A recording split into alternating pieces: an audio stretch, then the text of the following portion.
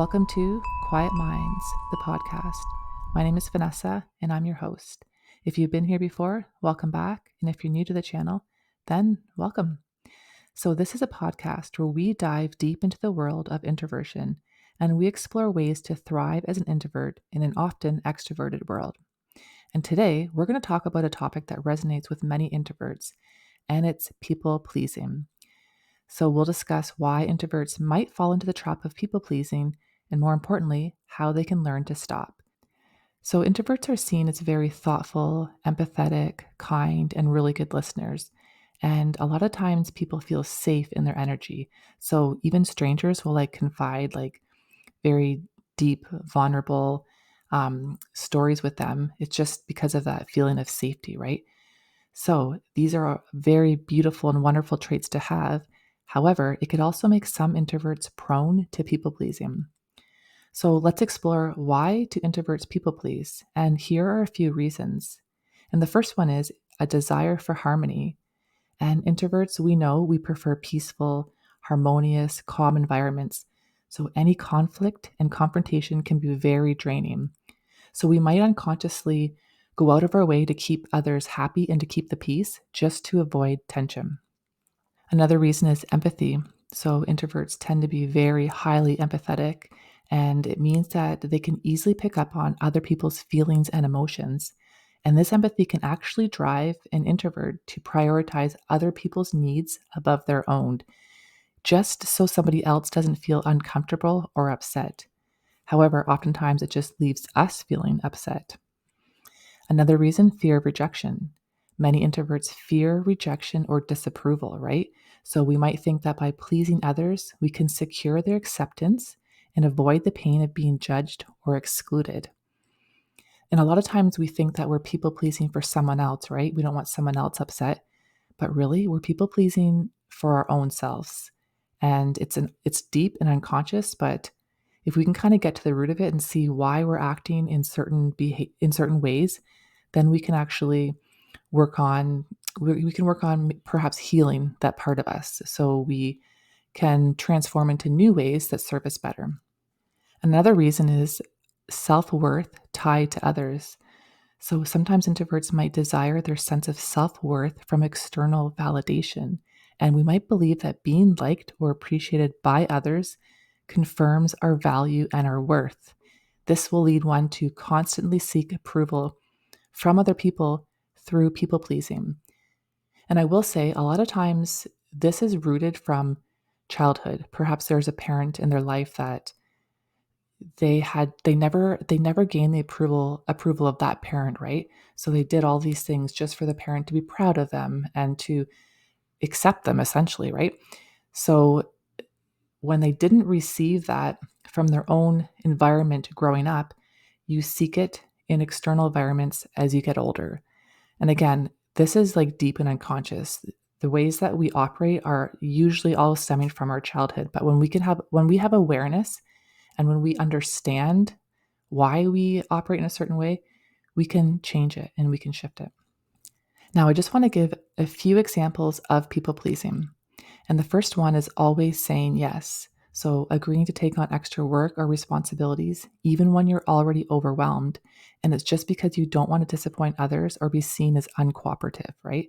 So, you'll say yes, yes, even though inside you're screaming no, but you'll say yes. And then you're left feeling resentful, drained, depleted. So, that's one of the examples of people pleasing. Another one, again, is avoiding conflict and consistently going along with other people's opinions or decisions just to avoid arguments or confrontations. Even if you disagree or feel uncomfortable with the outcome, sometimes you'll agree with something just to avoid conflict. It's also suppressing your needs, right? Putting other people's needs and desires above your own. And that's such examples like letting friends choose the activities, even if you don't enjoy them, just again, so you don't upset somebody else, but then you're left feeling uncomfortable or you're not enjoying your time because you were afraid to speak up. But again, it goes deep, my friends. So first and foremost, it's very essential to recognize and acknowledge your people-pleasing tendencies. And like I said, self-awareness is the first step towards change. So here are some practical strategies to help you overcome people-pleasing. And the first one is to set boundaries. So establish clear boundaries for yourself and learn to say no when something doesn't align with your values or your needs. And remember, it's okay to prioritize your well being and your needs. And it doesn't have to be like direct or rude. It's like, that's not going to work for me. I appreciate you asking me that it's not going to work for me, or however you want to word it. But you have to have clear boundaries for yourself. And if something doesn't feel right and good for you, it's okay to say no. You have to give yourself that permission. The other thing is, we always worry about other people being upset with us, right? So we do things so other people aren't upset with us. But here's the thing, we have to give other people permission to be upset. Usually, honestly, people just move on and they go to the next person if they're asking you to do something or whatever it is, work related. But give people permission to be upset. So if someone was upset with you, that's okay. What we're doing is we're trying to avoid situations so we avoid feeling pain ourselves. But it's okay. Other people are allowed to feel upset. So allow that. Also, practice self compassion. Be kind to yourself and understand that it's absolutely impossible to please everyone. And your worth is not determined by other people's approval. Your worth or your value is not determined by anyone's approval or their opinions. It's only determined by how you feel about yourself, not anybody else. And then there's assertiveness training. So practice assertiveness. And this doesn't mean being aggressive, it means expressing your needs and opinions respectfully and confidently. So, whatever you feel about something, give yourself permission to share it. It doesn't matter how other people react. If you're sharing something in a kind way, if someone reacts poorly to your boundary or your opinion, then that's their issue. It's not yours. You're allowed to express yourself and share what you want for yourself. Also reflecting on your values. So take some time to reflect on your core values and what truly matters to you, and then make decisions based on these values rather than the desire to please others. Sometimes we hold other people's opinions higher than our own, right? We value other people's opinions more than we value our own. But if we want to stay true to who we are and align with ourselves and to step into our beautiful, authentic truth, then we need to start understanding what we value and not allowing other people to determine our value and our worth. You can also seek support, right? There's lots of therapists or counselors who can help you work through people pleasing tendencies to develop healthier habits. So, support groups or communities for introverts can also provide encouragement and accountability. And then there's also mindfulness and meditation. And these practices can help you stay grounded and present. And they can actually reduce anxiety around other people's opinions, right? Sometimes we can feel anxious about what people think of us, but it can also help us connect more deeply to our own needs and desires, right? So mindfulness, if someone's asking you to do something that you don't want to do and every part of your body is screaming no, but you're afraid to say no, sit in that mindful state, have your hand on your heart and say, I value myself. I value and I honor my needs. And I'm allowed to say no. I'm allowed to say no. And that's it. And then you let that person know in a kind, respectful way, whatever you want. And it's like working a muscle, right? The more you say no and the more you stay grounded and firm in what your true decisions and desires are, the stronger it gets. The more you say no, the easier it becomes. Learning to overcome people pleasing is definitely a journey, my friends, and it's not a destination. And it's about making small, consistent changes and being patient with yourself as you grow.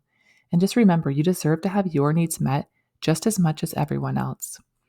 And also, again, acknowledging when you are feeling the tendency to people please, where is it coming from?